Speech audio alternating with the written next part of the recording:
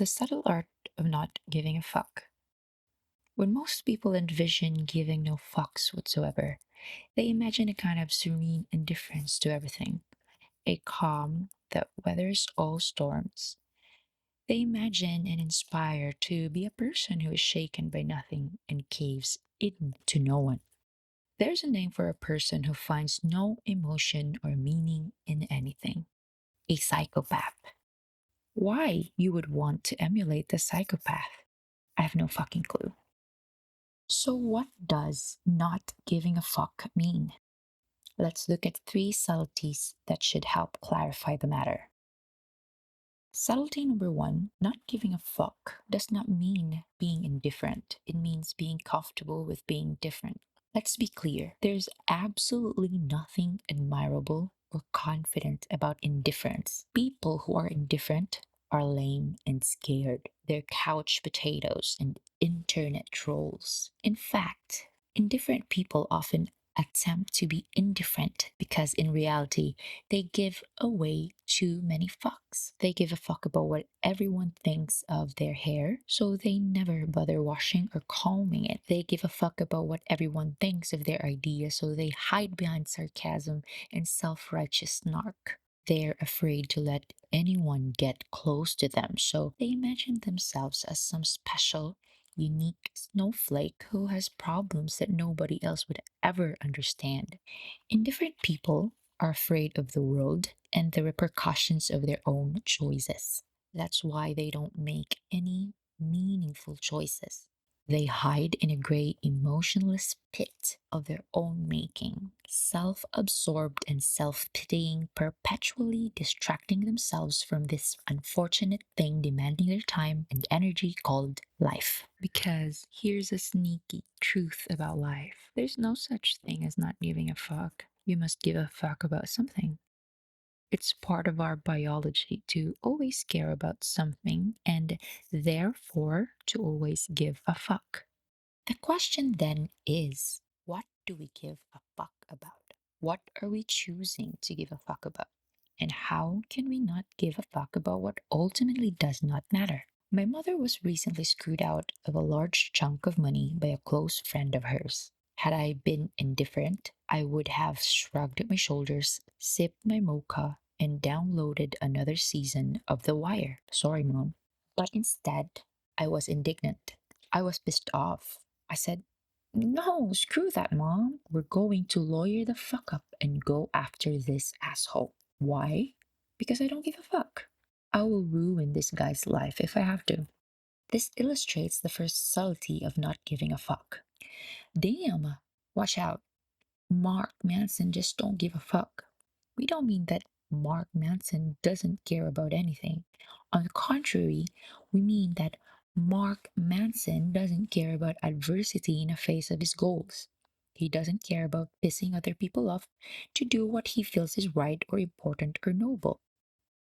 We mean that Mark Manson is the type of guy who would write about himself in third person just because he thought it was the right thing to do. He just doesn't give a fuck. This is what is so admirable, the overcoming adversity stuff, the willingness to be different, an outcast, a pariah, all for the sake of one's own values. The willingness to stare failure in the face and shove your middle finger back at it.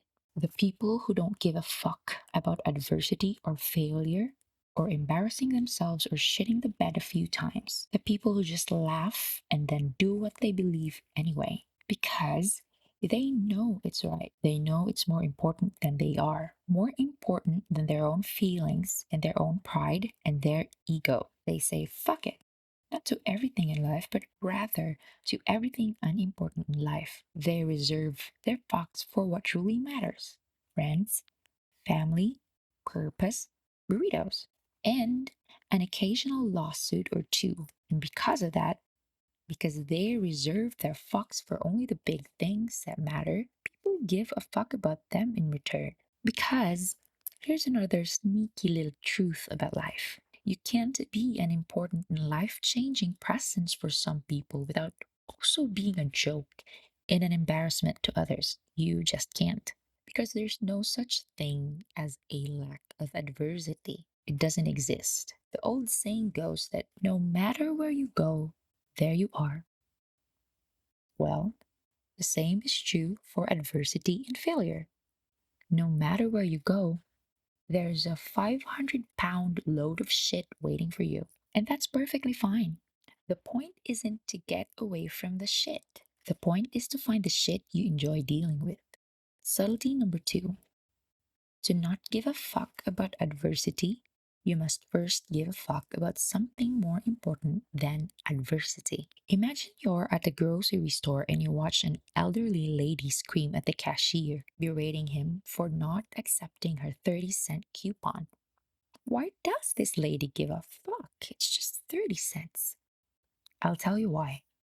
That lady probably doesn't have anything better to do with her days than to sit at home cutting out coupons. She's old and lonely. Her kids are dickheads and never visit. She hasn't had sex in over 30 years. She can't fart without extreme lower back pain. Her pension is on its last legs, and she's probably going to die in a diaper thinking she's in Candyland. So she snips coupons. That's all she's got. It's her and her damn coupon. It's all she can give a fuck about because there is nothing else to give a fuck about. And so, when that pimply faced 17-year-old cashier refuses to accept one of them, when he defends his cash register's purity the way knights used to defend maidens' virginity, you can bet Granny's going to erupt. 80 years of bucks will rain down all at once, like a fiery hailstorm of back in my day, and people used to show more respect stories. The problem with people who hand out fucks like ice cream at a goddamn summer camp is that they don't have anything more fuckworthy to dedicate their fucks to. If you find yourself consistently giving too many fucks about trivial shit that bothers you, your ex boyfriend's new Facebook picture, how quickly the batteries die in a TV remote, missing out on yet another 2 for 1 sale on hand sanitizer, chances are you don't have much going on in your life to give a legitimate fuck about. And that's your real problem. Not the hand sanitizer, not the TV remote. I once heard an artist say that when a person has no problems, the mind automatically finds a way to invent some. I think what most people, especially educated, pampered, middle class white people, consider life problems are really just side effects of not having anything more important to worry about. It then follows that finding something important and meaningful in your life is perhaps the most productive use of your time and energy. Because if you don't find that meaningful something, your fucks will be given to meaningless and frivolous causes. Subtlety number three: whether you realize it or not, you are always choosing what to give a fuck about. People aren't just born not giving a fuck. In fact, we're born giving way too many fucks. Ever watch a kid cry, his eyes out because his hat is the wrong shade of blue? Exactly. Fuck that kid. When we're young, everything is new and exciting, and everything seems to matter so much. Therefore, we give tons of fucks. We give a fuck about everything and everyone, about what people are saying about us, about whether that cute boy or girl called us back or not, about whether our socks match or not, or what color our birthday balloon is. As we get older, with the benefit of experience and having seen so much time slip by, we begin to notice that most of these sorts of things have little lasting impact on our lives. Those people whose opinions we cared about so much before are no longer present in our lives. Rejections that were painful in the moment have actually worked out for the best. We realize how little attention people pay to the superficial details about us, and we choose not to obsess so much over them. Essentially, we become more selective about the fucks we're willing to give. This is something called maturity. It's nice. You should try it sometime. Maturity is what happens when one learns to only give a fuck about what's truly fuck worthy. As Bunk Moreland said to his partner, Detective McNally, in A Wire, which fuck you, I still downloaded. That's what you get for giving a fuck when it wasn't your turn to give a fuck. Then, as we grow older and enter middle age, something else begins to change. Our energy level drops, our identity solidifies, we know who we are, and we accept ourselves, including some of the parts we aren't thrilled about. And in a strange way, this is liberating. We no longer need to give a fuck about everything. Life is just what it is. We accept it, warts and all. We realize that we're never going to cure cancer or go to the moon or feel Jennifer Aniston's tits. And that's okay.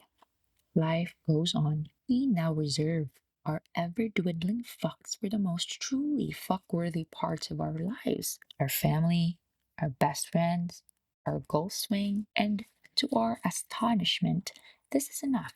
This simplification actually makes us really fucking happy on a consistent basis. And we start to think maybe that crazy alcoholic Bukovsky was onto something. Don't try.